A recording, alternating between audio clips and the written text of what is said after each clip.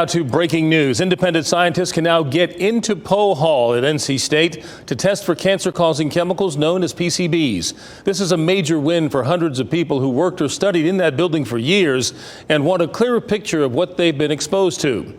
5 News South Keely Arthur is here now. And Keely, this has been tied up in court. What finally turned the tide?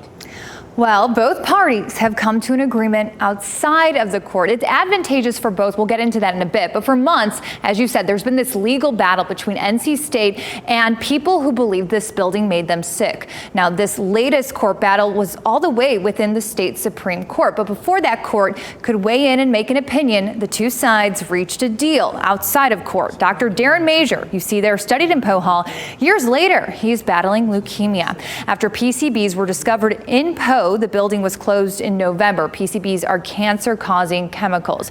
Masier took NC State to court. He says the university would not let his own scientists into the building to do their own extensive PCB testing. This case went from Wake County Court to the appellate court, and we were waiting an opinion from the state Supreme Court when the two sides requested today that the case be dismissed. Masier's attorney and NC State now have an agreement that includes the testing Masier has been pushing for.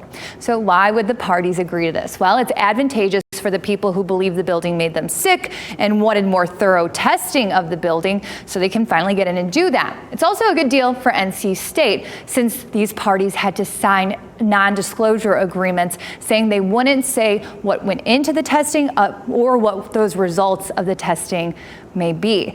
The one thing they can talk about is their maybe relief or opinion about this latest development. And I'm about to go interview Dr. Darren Masier right now. We're going to have his interview for you at 6.